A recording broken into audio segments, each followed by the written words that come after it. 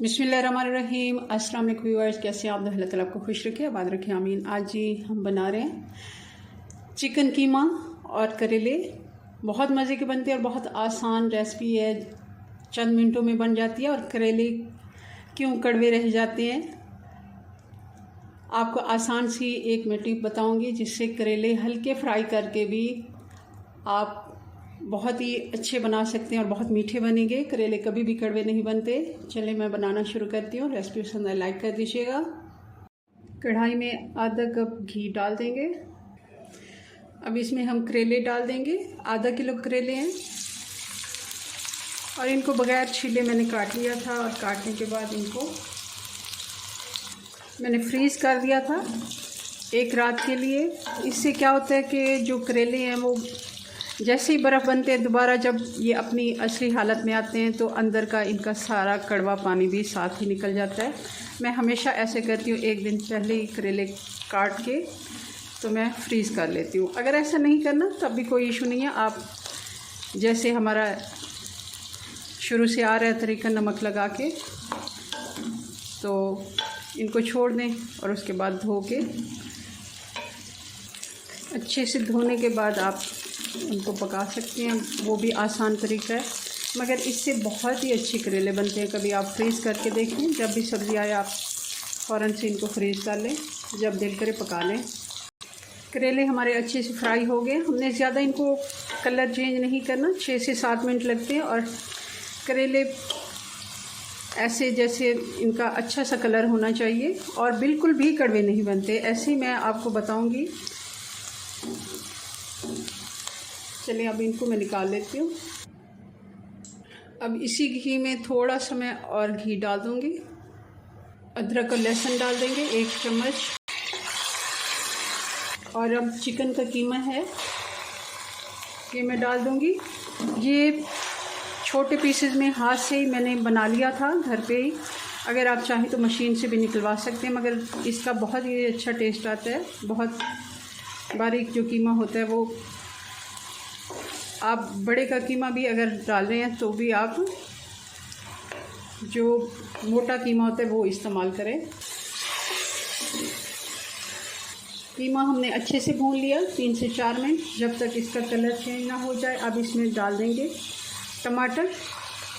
ये 3 medium size के टमाटर थे जिनको मैंने बारीक काट के डाल दिया। अब हम मसाले डाल देते हैं। 1 टीस्पून हल्दी पाउडर और 1 से 1.5 टीस्पून नमक या फिर हस्बी जायका। धनिया पाउडर भी 2 टीस्पून हम डाल देंगे। चिली फ्लेक्स डालेंगे 1 टीस्पून और लाल मिर्च पाउडर डालेंगे, ये भी 1 टीस्पून।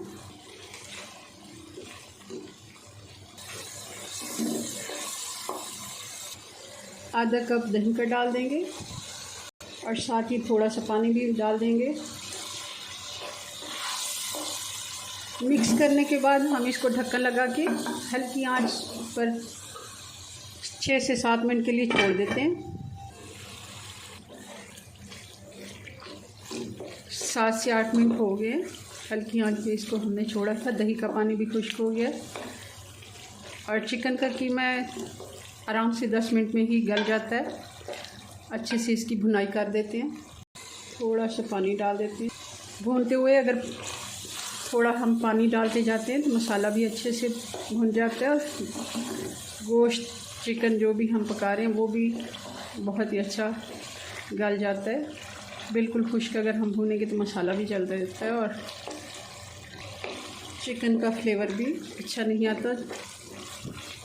और बीफ के लिए आपने ज़्यादा सारा पानी डालना है। कीमे के हिसाब से आधा किलो कीमा है तो 1.5 से 2 गिलास पानी डाल के आप उसको गलने के लिए छोड़ेंगे, तब जाके अच्छा सा वो गल जाएगा।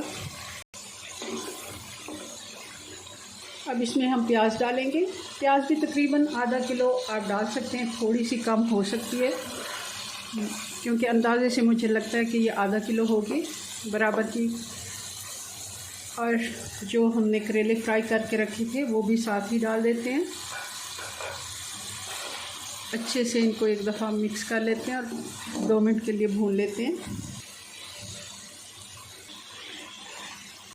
अब हम इसमें 1 कप पानी डालेंगे। आप कहते होंगे पानी क्यों डाला है? करेले हमारे इससे बहुत ही मीठे बनते हैं और ये एक बहुत ही अच्छी टिप है। अगर हम करेले ऐसे खुश्क भून के वापस रख लेते हैं तो करेलों में थोड़ी सी कड़वाहट रह जाती है, मगर अगर हम पानी इस तरह डाल के इसको दम पे छोड़ देते हैं 10 मिनट के लिए हल्की आंच पे, तब बहुत ही अच्छे करेले बनेंगे।